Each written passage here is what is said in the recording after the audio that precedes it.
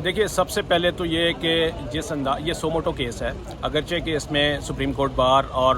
Pakistan Peoples party کی درخواستیں ہیں، لیکن بنیادی طور پر یہ از خود نوٹس کیس ہے، یعنی کہ اس کا چیف جسٹس نے خود نوٹس لیا تھا، اور اسی دن لیا تھا، یعنی 3 اپریل والے دن، جب یہ جو اسپیکر کی رولنگ آئی تھی اور ووٹ آف نو کانفیڈنس کی جو ریزولوشن تھی اس کو انہوں نے مسترد کر دیا تھا۔ تو اور اس کے بعد جو سیاسی حالات ہوئے تھے، جو ایک آئینی بحران سا نظر آ رہا تھا، اس کے اوپر نوٹس لیا گیا تھا۔ تو جس انداز میں سو موٹو نوٹس لیا گیا تھا، اس میں توقع تو یہ کی جا رہی تھی کہ دا ویری سیم ڈے جج صاحبان جو چھٹی والے دن اپنے گھروں سے اٹھ کے یہاں پر عدالت میں آئے، وہ بیٹھیں گے تو شاید وہ کوئی حکم امتناع جاری کریں گے،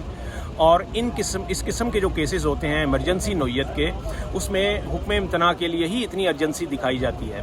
تو یہ لیکن ہوا یہ کہ اس میں اور وہ حکم امتناع آتا تو اس کا مقصد یہ ہوتا ہے کہ جو جیسی اسٹیٹس کو ہے اس کو برقرار رکھا جاتا ہے، اور اس کے بعد پھر کیس کا ڈیٹیل میں جا کے فیصلہ کیا جاتا ہے، سماعتیں ہوتی ہیں کہ اصل میں ہوا کیا ہے۔ تو اسٹے کا مقصد یہ ہوتا ہے کہ جو فردر ڈیمیج اگر ہو رہا ہے تو اس کو روکا جائے۔ یہ نہیں ہوا پہلے دن۔ جو اس بات کا، جو میں ایز اے کورٹ رپورٹر میں یہ کہہ سکتا ہوں کہ جو اس بات کا غماز ہے کہ شاید اس میں عدالت جو ہے اس کو اس لیول پہ شاید نہیں دیکھ رہی، یا شاید عدالت یہ سمجھتی ہے کہ اس کو ابھی اس میں انٹروین نہیں کرنا چاہیے، کیونکہ آپ کو پتہ ہے آرٹیکل 69 ہے یہاں پر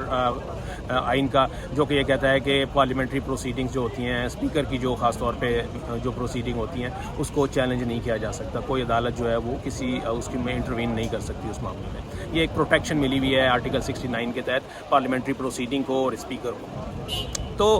وہ شاید ایک یہ بھی بار ہے، لیکن اب چونکہ سماعت چل پڑی ہے تو میں نے جیسے میں سارا ہنچ بیک جو آپ نے اس میں یہ پوچھا نا کہ کیا ہو کیا سکتا ہے، تو میں یہ سمجھتا ہوں کہ عدالت نے اگر پہلے دن اس پہ اسٹے آرڈر نہیں دیا تو اس کا مطلب یہ ہے کہ عدالت جو ہے وہ شاید ایک اس سیکوینس کو اسی انداز میں چلنے دے رہی ہے، اور جو ریلیف مانگا ہے اپوزیشن پارٹیز نے کہ اس کو ریورس کیا جائے، شاید وہ ریورسل جو ہے وہ پاسبل نہ ہو، اس لیے کہ گراؤنڈ ریالٹیز اور جو بدلتے حالات ہیں اور جو اس کا ریمیفیکیشنز ہیں جس کو ہم کہتے ہیں، جو اثرات ہیں اس ساری کارروائی کے، وہ اتنے گمبھیر ہو جاتے ہیں کہ اس کا جو ریورسل ہوگا وہ شاید عدالت اس کی طرف جانا بھی چاہے آئینی و قانونی طور پر تو وہ اس کے لیے کوئی الٹرنیٹ تلاش کرے۔